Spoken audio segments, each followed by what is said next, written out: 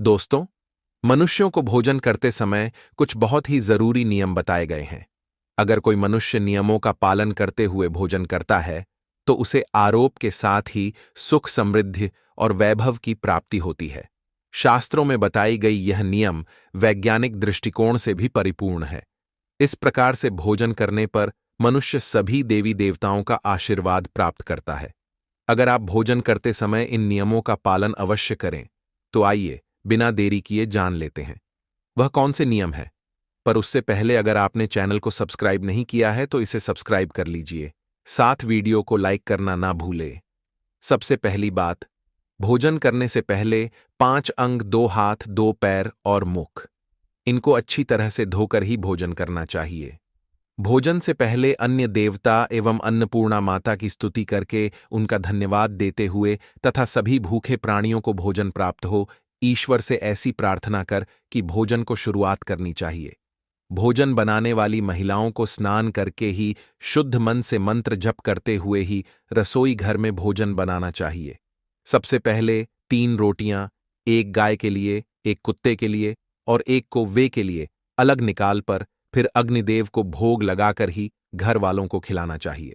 भोजन किचन में बैठकर ही सभी के साथ करें। प्रयास यही करना चाहिए कि परिवार के सभी सदस्य के साथ मिल बैठकर ही भोजन किया जाए।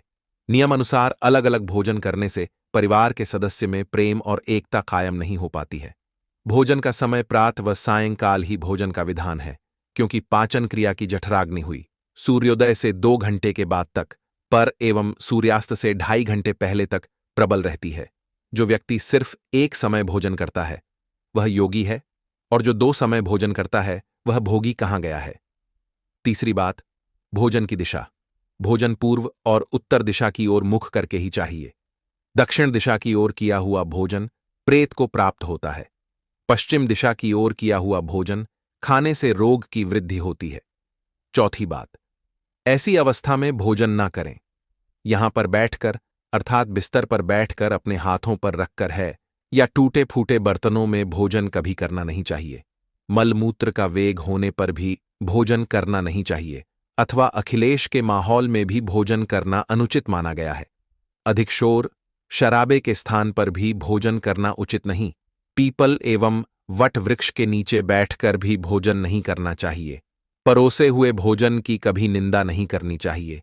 खड़े खड़े भोजन करना भी अनुचित माना गया है। जूते पहनकर ये सिर ढककर भोजन नहीं करना चाहिए। आइए अब जानते हैं भोजन कैसा होना चाहिए। बहुत देखा, ये बहुत ही मीठा भोजन नहीं करना चाहिए। किसी के द्वारा छोड़ा हुआ भोजन भी कभी ग्रहण नहीं करना चाहिए। आधा खाया हुआ फल, मिठाइयाँ आदि फिर से नहीं खानी चाहिए। खाना छोड़कर उठ जाने पर दोबारा है तभी करना नहीं चाहिए। जो कोई भी ढूंढ और पीट कर खिला रहा हो वहां पर जाकर कभी भोजन नहीं करना चाहिए।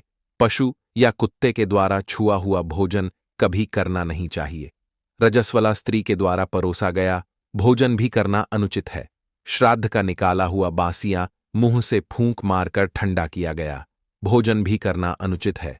बाल गिरा हुआ भोजन भी ना करें। अनदर युक्त अवहेलनापूर्ण परोसा गया भोजन भी कभी ना करें। कंजूस के द्वारा वर्षा के हाथ का शराब बेचने वाले कर दिया भोजन भी, और ब्याज का धंधा करने वाले व्यक्ति का भोजन भी कभी करना नहीं चाहिए। छठी बात, भोजन करते समय ध्यान रखें। भोजन के समय मौन रहे, रात्रि के समय भरपेट न खाए। अगर भोजन करते समय बोलना आवश्यक है तो केवल सकारात्मक बातें ही करें। भोजन करते समय किसी भी प्रकार की समस्या पर चर्चा ना करें। भोजन को बहुत चबा चबा कर खाए। सबसे पहले मीठा, फिर नमकीन और अंत में कड़वा खाना चाहिए। थोड़ा सा भोजन करने वाले को और झे आयु बल, सूख सुंदर संतान और सौंदर्य प्राप्त होता है। साथ बुद्ध भोजन के पश्चात क्या नहीं करना चाहिए। भोजन के तुरंत बाद पानी या चाय नहीं पीना चाहिए। भोजन के पर 4 घुड़सवारी, दौड़ना, बैठना, शौच आदि प्रकार के कार्य नहीं करने चाहिए। भोजन के बाद क्या करें? भोजन के पश्चात दिन में भोजन करने के पश्चात टहलना चाहिए, और रात्रि के समय 100 कदम टहलकर बाईं करवट में लेटना अथवा वज्रासन में बैठने से भोजन का पाचन अच्छे से होता है। भोजन के घंटे के बाद मीठा दूध एवं फल खाने से भोजन का पाचन अच्छी तरह से होता है। भीष्म पितामह ने अर्जुन को दिया। महत्वपूर्ण संदेश में कहा गया है कि जिस थाली को किसी का पैर लग जाए है, उस थाली का त्याग करना चाहिए। ऐसी थाली विस्तार के समान त्याज्य होती है। भीष्म पितामह कहते हैं कि भोजन के दौरान थाली में वाला आने पर उसे वहीं पर छोड़ देना चाहिए। बॉयल आने के बाद भी खाए जाने वाले भोजन से दरिद्रता का सामना करना पड़ सकता कि भोजन पूर्व जिस थाली को कोई लाइक कर गया हो, ऐसे भोजन को भी कभी ग्रहण नहीं करना चाहिए। इसे किचन के सामान छोड़ देने वाला समझना चाहिए। बीच में पितामह ने अर्जुन को बताया कि थाली में है, भाई भाई भोजन करें तो अमृत के समान हो जाती है। ऐसे भोजन से धन धान्य स्वास्थ्य और लक्ष्मी की वृद्धि होती है। मिश्र व पितामह के अनुसार पति पत्नी को एक ही थाली में भोजन करने को निषेध माना गया है। बीच में पितामह के अनुसार की थाली में पति पत्नी भोजन करते हैं तो ऐसी थाली मादक पदार्थों से भरी मानी जाने वाली होती है। पत्नी को पति के भोजन के उपरांत ही भोजन करना चाहिए। इससे घर में सुख समृद्धि बढ़ती है। तो दोस्तों, यह थे वह महत्वपूर्ण बातें, यह जो महाभारत में बताई गई है।